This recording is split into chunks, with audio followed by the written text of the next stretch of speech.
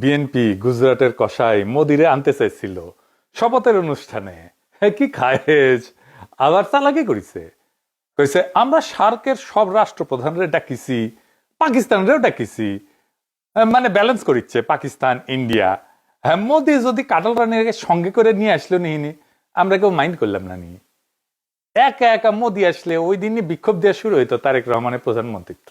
যাই হোক, এক দাবরানিতে তামিছে খায়েশ, মোদিরও স্বাদ মিটিল না, বিএনপির আশা পড়িল না। হ্যাঁ, ওই গাইড ধরবি এখন, মোদির স্বাদ না মিটিল, বিএনপির আশা না পুরিল, সকলই ফুরায়ে যায় মা। এই ইলেকশন যে সুষ্ঠু হয় নাই, এটা আজকের টিআইবির জরিপে প্রকাশ হয়েছে। মানে 70টা আসনের মধ্যে 21% আসনের ক্ষেত্রে এক বা একাধিক জাল ভোট হয়েছে। ঠিক আছে, এক বা একেবারে জাল ভোট হয়েছে। আপনারা এইভাবে বুঝতে পারেন, ন্যূনতম একবার জাল ভোট হয়েছে, একবার ন্যূনতম যখন বলছি তখন একাধিক হতে পারে, দুটো হতে পারে। ভোটের আগে বাক্স ভরা হয়েছে হাসিনার মতো, জাল ভোট দেওয়া হয়েছে হাসিনার মতো, আবার ভোটারদের কাছে ভয় ভীতি দেখানো হয়েছে হাসিনার মতো। হাসিনার আমলের চাইতে কম হয়েছে, এটা ঠিক, কিন্তু সংখ্যাটা তো কম না হয়েছে। তো তাহলে লাভ হইলো কি? ঘুরে মাগুর স্যাং এই ইলেকশনে কেমনি ইঞ্জিনিয়ারিং করাইতে পারে সেটা নিয়ে আদি একটা প্রেডিকশন দিছিল, সেটা শুনে নিয়ে আগে খুব স্পষ্টভাবে সহজ ভাষায় বলেছিল নির্বাচনে সরাসরি বুথ দখল না কইরাও ভিন্ন কৌশলে ফলাফল পাল্টে দেওয়া সম্ভব। খুব সাধারণভাবে বলা। আগে শুনেন কি কইছিল হাদি।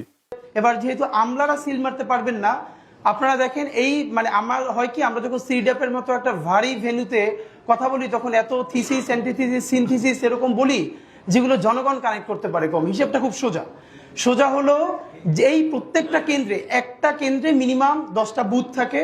তো আমরা জানি একটা কেন্দ্রে একজন প্রিজাইডিং অফিসার থাকে, কয়েকজন অ্যাসিস্ট্যান্ট প্রিজাইডিং অফিসার থাকে, প্রত্যেক কেন্দ্রে আবার পোলিং অফিসার থাকে, এবং এই সবাই থাকে ওই উপজেলা বা জেলার লোকজন, মেইনলি স্কুলের টিচার, কলেজের টিচার, মাদ্রাসার টিচার, সাথে কিছু ব্যাংকার, এরা এখানে করেন। ব্যাপার হলো আপনারা এটা খুব কমন স্ট্র্যাটেজি, সেটা হচ্ছে যারা আমরা যাদেরকে হেভিওয়েট প্রার্থী বলি মেইনলি, তারা যেটা করেন 5-7 জন ডামি দাঁড় করায় দেন। ডামি প্রার্থী দাঁড় করাই দিলে হয় কি, তার নামে প্রত্যেক প্রার্থীর নামে আবার পুলিং এজেন্ট দেওয়া যায়, মানে তার নামে এজেন্ট দেওয়া যায়। তো ধরেন আমি নিজেও যেহেতু একজন প্রার্থী, তো আমি প্রার্থী হিসেবে আমার কেন্দ্রে প্রত্যেক জায়গায় আমি একজন করে এজেন্ট দিতে পারবো প্রত্যেকটা বুথে। তো আমার এগেনস্টে যিনি আছেন তিনি যদি আরো 5 জনকে দাঁড় করাই দেন এবং 5 জনের এগেনস্টে আরো 5 জন সে এখানে এজেন্ট দিবেন, তারপরে যেটা হবে পুরো বুথের মধ্যে 10 জনের মধ্যে দেখা যাবে 8 জন বনাম আমার একজন। তো আমার একজন তো সে কুলায় উঠতে পারবে না। এরপর ওইখানে সরকারি যে কর্মকর্তা থাকবে সে তো স্কুল টিচার ভাই, সে তো আসমান থেকে নাজিল হয় না, সে ওখানে আসছে একদিনে চাকরিটা করে হয়তো ওই দিন দায়িত্ব পালন করে 3-4 হাজার টাকা পাবে। এখন যেহেতু সেই ওই স্কুলে আবার চাকরি করা লাগবে, তার কোনো শক্তি নাই ওইখানে যারা দখল করতেছে তাদেরকে বাধা দেয়া, কারণ সে স্কুলেও ফিরতে পারবে না, কলেজেও ফিরতে পারবে না। শুনিছেন তো? নির্বাচন কমিশন এটা শুনে নাই, শুনিছে, করে নাই কেন? নির্বাচন কমিশনের উচিত ছিল না এটা আমলে নেওয়া, আমলে নিয়ে ব্যবস্থা নেওয়া, সেটা হয় নাই। যাই হোক, গত ভিডিওতে আমি জামাত এনসিপির সম্মিলিত ভোট 35% বলছিলাম, এটা ঠিক আছে, কিন্তু এটার সাথে তো আবার খেলাফত মজলিস, এবি পার্টি, অলি আহমেদের দলের ভোট যুক্ত হবে, তাই না? তাইলে এটা 38.5% হয়। এটা আমাদের জোটের ভোট, এটা হেলাফেলা করার সংখ্যা না। তার মানে আমরা ভোট পাইছি 38.5% আর বিএনপি 51%, তফাৎ 12%। আমাদের এই 38.5%টাকে আমাদের 45% নিয়ে যেতে হবে। এখন প্রশ্ন হইতেছে কেমনে? আমরা যে 38.5% ভোট পাইছি এটা কোনো ছোট বিষয় না, কিন্তু একটা দেশে এত বড় সমর্থন একদিনে তৈরি হয় না। শুধু আমাদের ভোট বাড়ালেই চলবে না, আমাদের ভোট রক্ষা করতে হবে। এর জন্য একটা সমন্বিত একটা পরিকল্পনা লাগবে। পুরা পরিকল্পনা এক এপিসোডে দেওয়া যাবে না। তাও আজকে কিছু গুরুত্বপূর্ণ কৌশলের কথা আলাপ করব। আমি আগে মেলা স্ট্র্যাটেজি গলে কয়ে দিছি জামাত এনসিপি রে, কয়টা নিচে আপনারাই জানেন। আমি একটা এক্সাম্পল দিই।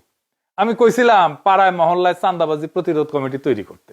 এটা করলে বিএনপির বাইরে সব শক্তিকে পাড়া মহল্লা লেভেলে অর্গানাইজ করে ফেলা যেত, তাদের একটা পলিটিক্যাল কাজ দেওয়া যেত, যেটা সামাজিকভাবে গুরুত্বপূর্ণ, রাজনৈতিকভাবেও গুরুত্বপূর্ণ। ইউনিটিটা স্ট্রং হইতো।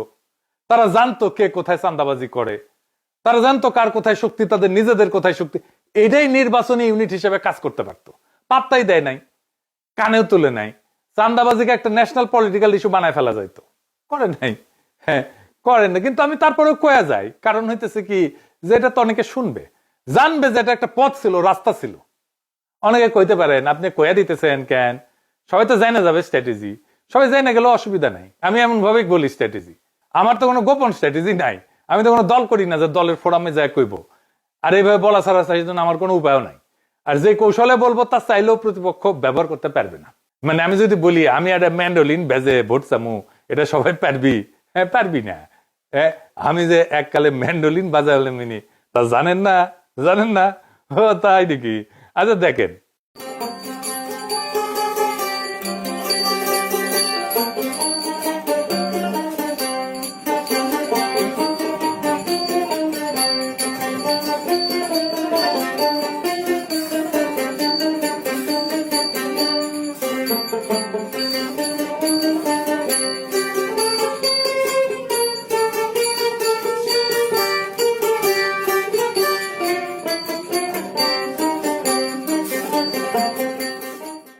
শুনেছেন ক্যাঙ্কা বাজাচ্ছিলাম, এখন আর অবশ্য বাজাই না। এই জীবনে তো কত কিছু বিসর্জন দিছি। যাই হোক, প্রথম যে কাজটা সেটা হইতেছে এই যে নির্বাচনী জোট, ঐক্যবদ্ধ বাংলাদেশকে একটা ন্যূনতম পলিটিক্যাল কর্মসূচির ভিত্তিতে ক্রিস্টালাইজ করতে হবে। এর ভিত্তি হবে জুলাই বিপ্লব, 2 নাম্বার ফ্যাসিবাদ বিরোধী, 3 নাম্বার আধিপত্যবাদ বিরোধী। এই 3টা ইস্যুতে জোট। এইটারে কিভাবে ক্রিস্টালাইজ করা যাবে সেটা আমি আরেক পর্বে বলবো। আজকে কিছু প্র্যাকটিক্যাল ইমিডিয়েট পরিকল্পনা কথা কইতেছি। আজকে মূলত কিছু অর্গানাইজেশনের পরিকল্পনার কথা বলবো। তো এই যে কইছি প্রথমে 38.5 থেকে 45%, এই 6.5% কোথেকে আসবে? 6.5% আনতেই হবে, বা 7%-এর মতো ভোট কোথায় থেকে আসবে? হাওয়া থেকে পড়বে না, কই থেকে আসবে? আসেন সেটা দেখি। তো এই যে 6.5% বা 7%, এটা তো কারো না কারো ভোট। কাদের ভোট? আমি খুব একটা পরিষ্কার হিসাব দিই। আমি 2টা খুব স্পেসিফিক জায়গা দেখাই দিব। স্পেসিফিক জায়গা, 1 নাম্বার নতুন ভোটার, তরুণ প্রজন্ম, যারা নতুন ভোটার হবে এই 5 বছর পরে। অনেকে মনে করে ভোট মানে একই মানুষ বারবার ভোট দেয়, না। ভোট নদীর মতো, দেশ বদলায়, মানুষ বদলায়, ভোটারও বদলায়। প্রত্যেক 5 বছর কি হয়, বাংলাদেশে প্রত্যেক বছর প্রায় 9 থেকে 10 লাখ মানুষ মারা যায়। তার মানে ভোটটা আজকে যারা ভোট দিয়ে গেছে তার মধ্যে 50 লাখ মানুষ সামনের নির্বাচনে ভোট দিতে পারবে না। 5 বছরে প্রায় 50 লাখ মানুষ সামনের নির্বাচনে ভোট দিতে পারবে না। এই মানুষগুলো বড় অংশই বয়স্ক ভোটার। একই সময় নতুন ভোটার তালিকায় ঢোকে, কিছু ভোটার বাইরে যায়, মারা যায়, কিছু নতুন ভোটার তালিকায় ঢোকে। প্রায় 45 থেকে 65 লাখ তরুণ, কারণ আমাদের মৃত্যুর হার হচ্ছে জন্ম হার বেশি। তার মানে কি দাঁড়াইলো, 5 বছরে প্রায় 50 লাখ পুরনো ভোটার কমে যাবে, আর 50 থেকে 60 লাখ নতুন ভোটার ঢুকে পড়বে। মোট সংখ্যা খুব বেশি বাড়বে না, কিন্তু ভোটারদের চেহারা বদলে যাবে, ডেমোগ্রাফি বদলে যাবে, চিন্তা বদলে যাবে। এই পরিবর্তনটাই সুযোগ। যেই দল পুরনো সমর্থকদের ধরে রাখার রাজনীতি করে সে ধীরে ধীরে ছোট হয়ে যায়। যে দল নতুন ভোটারের মন জয় করতে চায় সে ভবিষ্যৎ দখল করে ফেলে। এন হিসাবটা দেখেন, আমাদের হিসাব আছে 38.5%, আমাদের দরকার 45%। এই 6.5% তো বাড়াইতে হবে। মানে দেশে যদি মোট ভোটার 8 থেকে 9 কোটি হয়, তাহলে 6.5% মানে 50 থেকে 60 লাখ ভোট। এই সংখ্যাটা শুনে বড় মনে হয়, কিন্তু বাস্তবতা দেখেন প্রত্যেক 5 বছরে এই নতুন ভোটার ঢোকে 50 লাখের মতো।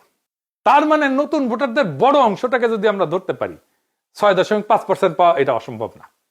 তাহলে কি করতে হবে? কলেজ বিশ্ববিদ্যালয়ে শক্ত সংগঠন গড়ে তুলতে হবে। আমাদের তো আছেই কলেজ বিশ্ববিদ্যালয়ে, আমাদের সংগঠন শক্ত। ছাত্র সংসদ নির্বাচন দাবি করতে হবে, এটা গুরুত্বপূর্ণ। সমস্ত কলেজ বিশ্ববিদ্যালয়ে এখন ছাত্র সংসদ নির্বাচন হইতে হবে। তরুণদের জন্য আলাদা কর্মসূচি লাগবে, সোশ্যাল মিডিয়ায় শক্ত উপস্থিতি লাগবে। শুধু ফেসবুক না, শুধু ইউটিউব না, আরো অনেক সোশ্যাল মিডিয়া আছে, ইনস্টাগ্রাম আছে, টিকটক আছে, এই সব জায়গাতে উপস্থিতি বাড়াইতে হবে। তরুণদের ভোট যদি 2 থেকে 3% বাড়াইতে পারে তাহলে কিন্তু গেম চেঞ্জ হয়ে যাবে। আমাদের শিবিরের মতো একটা শক্তিশালী ছাত্র সংগঠন আছে, এনসিপির মতো তরুণদের দল আছে, তারা তরুণদের টানবে। তরুণরা অ্যান্টি স্ট্যাবলিশমেন্ট হয়, আর আমরা তাদেরকেই টার্গেট করব। আমরাই সবচেয়ে ভালো অবস্থানে আছি তরুণদেরকে অ্যাট্রাক্ট করার জন্য, বিএনপি না। 2 নাম্বার, হতাশ মানুষ। কিছু মানুষ এখন বিএনপি শাসন দেখে হতাশ হবে, প্রতিহিংসা দেখে হতাশ হবে, চান্দাবাজি ধান্দাবাজি দেখে হতাশ হবে, সন্ত্রাস দেখে হতাশ হবে। কিছুদিন পরে ইকোনমির অবস্থা তো জয় বাংলা হয়ে যাবে, জিনিসপত্রের দাম বাড়বে। আগেই কয়ে রাখলাম, আবার এর জন্য আমার দোষ দিয়েন না। সরকার তার খরচার জন্য টাকা ছাপাইতেছে ঋণ করিয়া। এই যে রমজান আসতেছে, আপনি দেখেন জিনিসপত্রের দাম কেমনে পাগলা ঘোড়ার মতো বাড়তে থাকে। ডলারের দাম বাইরে গেছে, ডলার প্রতি 1 টাকা। এই ইলেকশনের পরপরই দামও অলরেডি বাইরে গেছে জিনিসপত্রের। দেখেন খেসারির আগে ছিল 85 থেকে 90 টাকা কেজি, এর বাইরে 100 টাকা হয়েছে। পেঁয়াজ 50 টাকা থেকে 60 টাকা হয়েছে, দেশি রসুন 90-100 টাকা থেকে 120 টাকা হয়েছে, পাইকারি পর্যায়ে সোয়াবিন তেল লিটার প্রতি 185 থেকে 95 টাকা হয়েছে, আর পামেল বিক্রি হয়েছে 155 থেকে 165 টাকা লিটারে। পেঁয়াজের দাম বাড়ছে, মাংসের দাম বাড়ছে। এই প্রসঙ্গে এটা মৌলানা ভাসানীর কৌতুক মনে পড়ে গেল। আমি মনে হয় আগে কইছিলাম এই কৌতুকটা, যদি না শুনে থাকেন তাহলে শুনেন। তো মৌলানা ভাসানী বক্তৃতা দিচ্ছে, তার পাশে বসে আছে মশিউর রহমান জাদু মিয়া। জাদু মিয়া কিন্তু জিয়াউর রহমানের সরকারে ছিল, মন্ত্রী ছিল, উপদেষ্টা ছিল, জিয়াউর রহমানের সেকেন্ড ম্যান ছিল বলতে পারেন, ন্যাপের মশিউর রহমান জাদু মিয়া। ওনার মেয়ে আবার এখন বিএনপি করে, মশিউর রহমান জাদু মিয়ার মেয়ে।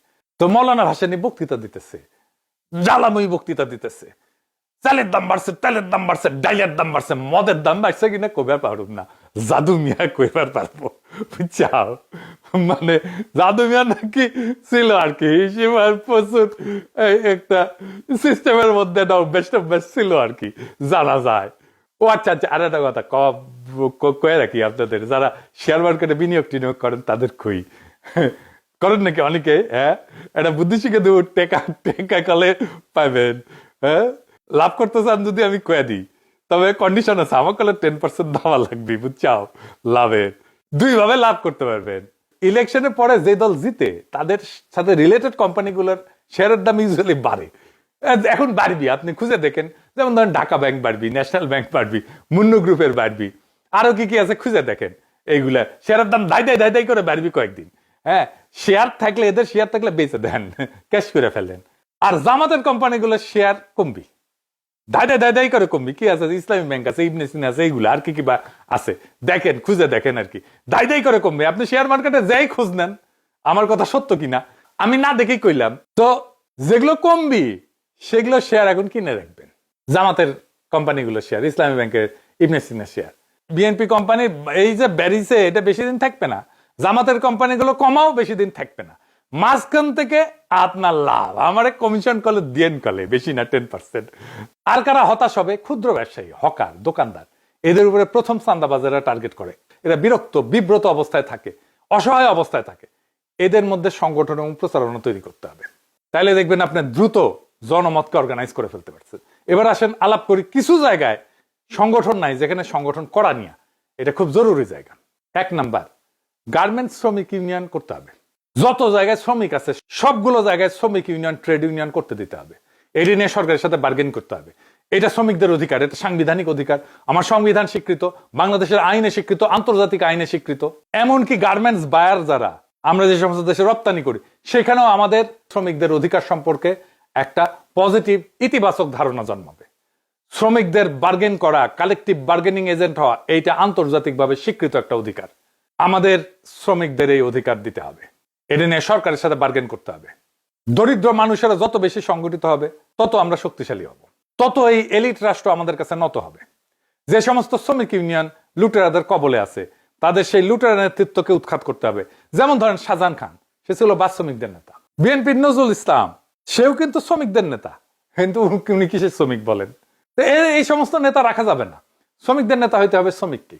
এরপরে রিক্সা শ্রমিক, আমরা ঢাকায় দেখছি রিক্সা শ্রমিকরা আমাদের বর্ষা বিপ্লবে কিভাবে অংশ নিছে।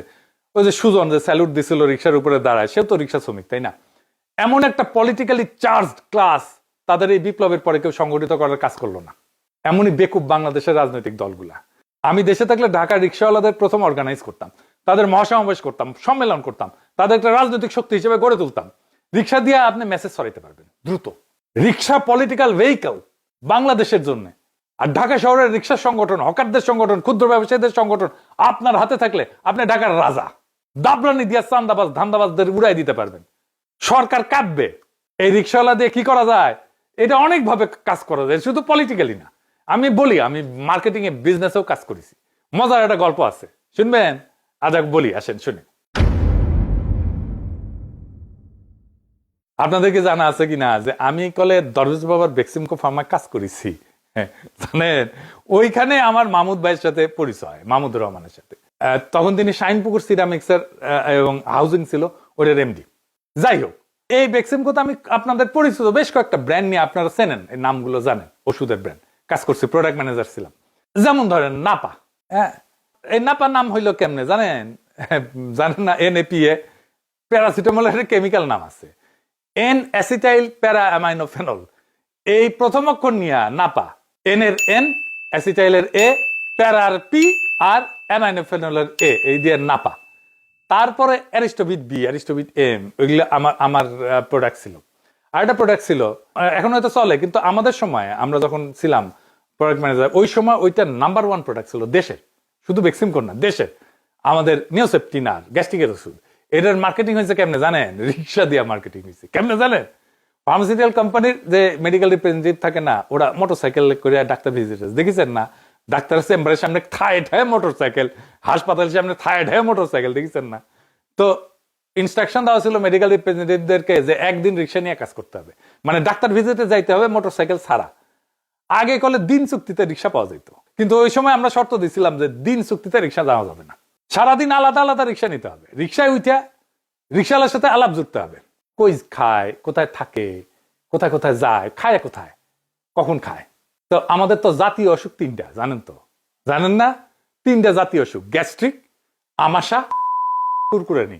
তো আলাপ শুরু করার পরে তার যে গ্যাস্ট্রিকের সমস্যা সেটা বের হয়ে যেত। রিক্সা থেকে নামার টাইমে ভাড়ার টাকা দেওয়ার সাথে সাথে এক স্ট্রিপ ওই নিওসেপটিনার হাতে ধরে দিত রিপ্রেজেন্টেটিভ, বলতে এটা খায় দেখেন, দিনে 2 বার, সকালে আর রাত্রে, দেখেন কেমন লাগে, কেমন কাজ হয়। রিক্সাওয়ালা খাইতো, ভালো হইতো, মুখে মুখে ছড়াইতো। তখন এটা দাই দাই দাই দাই করে বাংলাদেশের সর্বোচ্চ বিকৃত পণ্য হইয়া গেল এটা নিওসেপটিনার। অনেকে আবার উচ্চারণ করতে পারতো না, কইতো নিওসেপটিপিন, ওষুধের দোকানে যাই কত নিওসেপটিপিন আছে। তো এই রিক্সাওয়ালাদের সংগঠন বানাইতে হবে। আবার রিক্সাওয়ালার সংগঠন বানাইতে যে জামাত বা এনসিপির অঙ্গ সংগঠন বানায়েন না, পিওর গণসংগঠনের রূপ দেন। মুশকিলটা হইতেছে জামাতের শ্রমিক কল্যাণ আছে একটা সংগঠন, সেটা আবার জামাতের অঙ্গ সংগঠন। এনসিপিরও তাই, অঙ্গ সংগঠন আর গণসংগঠন আলাদা জিনিস। তাহলে গণসংগঠন আর অঙ্গ সংগঠনের মধ্যে আলাদা কি বিষয়টা, এটা একটু বুঝে দেখি। হ্যাঁ, অঙ্গ সংগঠন হইতেছে রাজনৈতিক দলের একটা ছায়ারূপ ওই সেক্টরের মধ্যে। ধরেন ছাত্রদের মধ্যে বিএনপির ছায়ারূপ হইতেছে ছাত্র দল, ছাত্র দলের কাজই হইতেছে বিএনপির যা কর্মসূচি সেটাকে বাস্তবায়ন করা। কিন্তু গণসংগঠন হইতেছে এটা ছাত্রদের নিজস্ব সংগঠন, একদম ছাত্রদের মধ্যে থেকে তৈরি হয়েছে। যেমন ধরেন ছাত্র অধিকার পরিষদ, এটা ছাত্রদের মধ্যে থেকে তৈরি হয়েছে। ছাত্র শক্তি নাহিদদের যে দল ছিল, এটা ছাত্রদের মধ্যে থেকে তৈরি হয়েছে। এইটার উপরে কোনো ফাদার অর্গানাইজেশন ছিল না রাজনৈতিক দলের। এইগুলো হইতেছে গণসংগঠন, জনগণের সংগঠন, ছাত্রদের দাবি নিয়ে কাজ করে। রাজনৈতিক দলের সাথে কথাবার্তা হইতে পারে, তার সাথে ঐক্য হইতে পারে, রাজনৈতিক দলের লোকেরা ওই গণসংগঠনের মধ্যে কাজ করতে পারে, কিন্তু ওইটা গণ হিসাবেই থাকবে। এটা এই দলের অঙ্গ সংগঠন না, রাজনৈতিক দলের অঙ্গ সংগঠন না, কারো পাঁচাটা সংগঠন না, তার নিজস্ব স্বাধীন সিদ্ধান্তে সে কাজ করে। এইভাবে রিক্সাওয়ালাদের সংগঠনকে জামাত বা এনসিপির অঙ্গ সংগঠন বানায় না, পিওর গণসংগঠনের রূপ দেন। সবাই কাজ করেন ওর মধ্যে, সবাই মিলে কাজ করেন, সবাই মিলে সংগঠনটা তৈরি করতে হেল্প করেন, কিন্তু আপনার ইডিওলজি, আপনার আদর্শ, আপনার রাজনৈতিক আদর্শ, আপনার রাজনীতি ওইটার উপরে চাপাই দিয়েন না। তাদের বাস্তব জীবনের সংকট নিয়ে তারা সংগঠিত হবে। যেমন ধরেন লাইসেন্সিং, রিক্সার গ্যারেজের ভাড়া, রিক্সা শ্রমিকদের জন্য পরিষ্কারভাবে আইন নাই, বাস্তবে কার্যকর হয় না। অনেক শ্রমিক রিক্সা কেনার জন্য উচ্চ সুদে ঋণ নিতে বাধ্য হয়, তাদেরকে সহজ শর্তে সুদমুক্ত ঋণের ব্যবস্থা করা। রিক্সা শ্রমিকের জন্য কোনো ধরনের সামাজিক নিরাপত্তা নাই, তাদের কোনো চিকিৎসার ফ্যাসিলিটি নাই। এইগুলোই হবে দাবি। এইবার নারী প্রশ্ন, নারী প্রশ্ন নিয়ে নির্বাচনের সময় আমাদের প্রতিপক্ষ আক্রমণ করে আমাদের নাস্তানাবুদ করতে চাইছে। জামাতের নারী সংগঠন সবচেয়ে বড়, তারা ইলেকশন টাইমে নারীদের যত বড় মিছিল করিছে দেখেছেন না? দেখেন দেখেন, না দেখে থাকলে দেখেন।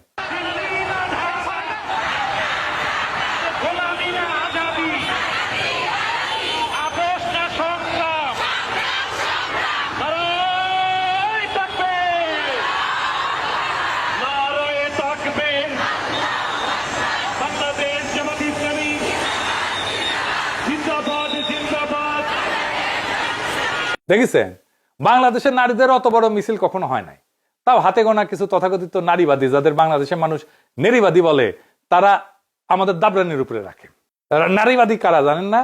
জানেন না? ও দেখেন না? আমি তো দেখেছিলাম। আবার দেখেন এডিটর সাহেব, দেখে দেন গানটা, না দেখে দেন, মিচিয়ে না দেখেন, বেশি দেখেন না। আমরা নারীবাদী কারণ আমরা খুশি হতে চাই, আমরা নারীবাদী, আমরা নারীবাদী কারণ আমরা সুখী হতে চাই, আমরা নারীবাদী, আমরা নারীবাদী কারণ আমাদের অন্য উপায় নাই। চাই আমরা নারীবাদী। দেখেছেন, এরা হইতেছে নারীবাদী। তো এই এদের দাবরানি বন্ধ করতে হবে। বর্ষা বিপ্লবে নারীরা ফ্রন্ট লাইনে থেকে ফাইট করলো, আর তারাই বিপ্লবের পরে আড়ালে চলে গেল। এনসিপি তো ব্যাপক সংখ্যক নারী নেতৃত্ব আছে। গার্মেন্টসে আমাদের এত নারী কর্মী কাজ করে, অথচ বাংলাদেশে শক্তিশালী নারী সংগঠন নাই, বিশেষ করে দরিদ্র নারীদের সংগঠন নাই, সব এলিটদের সংগঠন। এটা আমাদের বড় ব্যর্থতা। আপনি দেখেন, কাজের বুয়া হিসেবে একটা বড় অংশের নারী কাজ করে। তাদের বেতন কি হবে, তাদের নিরাপত্তা কি হবে, তারা কোন পরিবেশে কাজ করবে, তাদের জন্য কথা বলার কেউ নাই। এটা আমাদের বড় ব্যর্থতা। আমাদের দ্রুতই নারী সংগঠন গড়ে তুলতে হবে, এবং দরিদ্র নারীদের সংগঠন, দক্ষিণ এশিয়ার সবচেয়ে বড় নারী সংগঠন আমরা গড়ে তুলতে পারি। আমাদের এখনই একটা জাতীয় নারী সমাবেশের নারী কনভেনশন করে জাতীয় নারী সংগঠন গড়ে তুলতে হবে। নারী নেতৃত্বকে প্রাতিষ্ঠানিক রূপ দিতে হবে, যেটা প্রো জুলাই, যেটা প্রো বাংলাদেশ, যেটা আগ্রাসন বিরোধী, যেটা ফ্যাসিবাদ বিরোধী, প্রো পোর, দরিদ্র বান্ধব। এটাকেও গণসংগঠনের রূপ দিতে হবে। কোন ইডিওলজিক্যাল বা রাজনৈতিক দলের অঙ্গ সংগঠন করা যাবে না। আজকে বললাম আমাদের সম্ভাব্য কৌশলের প্রথম পর্ব। এর পরের পর্বে আমাদের আরো গভীর সাংগঠনিক প্রস্তুতির বিষয়ে আলাপ করব। এরকম আমি 4টা এপিসোড করব, আজকে প্রথম এপিসোড। তো এই যে 38.5%, এটা কোনো শেষ না। 38.5% হলো শুরু। এই দেশে 38.5% মানুষ পরিবর্তন চাইছে। এটা ছোট না, এটা অনেক বড় অর্জন। এটা প্রমাণ করে একটা শক্তিশালী বিকল্প রাজনৈতিক বিকল্পের মধ্যে তৈরি হয়েছে। ভোট কিন্তু স্থির না, ভোট বদলায়, প্রজন্ম বদলায়, অর্থনীতি বদলায়, মানুষের প্রত্যাশা বদলায়। যে দল সংগঠন করে সেই দল টিকে, যে দল মানুষের বাস্তব জীবনের পাশে দাঁড়ায় সে দল বাড়ে। আমাদের কাজ এখন উত্তেজনা না, আমাদের কাজ কাঠামো, আমাদের কাজ শৃঙ্খলা, আমাদের কাজ মানুষের আস্থা অর্জন। 38.5কে 45% করা অসম্ভব না, খুবই সম্ভব। আমি হিসাব করে দেখাই দিলাম, কিন্তু সেটা হবে স্লোগানে না, সংগঠনে, হতাশায় না, ধৈর্যে, অভিযোগে না, বিকল্প দিয়া। আজ যারা ক্ষমতায় আছে তারা সরকার চালাবে, ধান্দা করবে, টাকা পয়সা কামাবে, এবং পাবলিকে বিরক্ত হবে তাদের উপরে। আর আমরা কাজ করব মাঠে, বাজারে, মানুষের কাতারে। 5 বছর পরে একটাই প্রশ্ন হবে। সেই প্রশ্নটা এইটা না যে কে বেশি চিৎকার করছে, বরং প্রশ্নটা এইটা হবে কে বেশি সংগঠন করছে, কে মানুষের কাছে বেশি গেছে, কে মানুষের পাশে ছিল, কে মানুষের দুঃখের কথা বলছে, কে মানুষের কষ্টের কথা বলছে। সেটাই হবে বাংলাদেশের প্রকৃত ভবিষ্যৎ, সেটাই হবে বাংলাদেশের প্রকৃত আজাদি। ইনকিলাব জিন্দাবাদ, গোলামি না আজাদি, আজাদি আজাদি।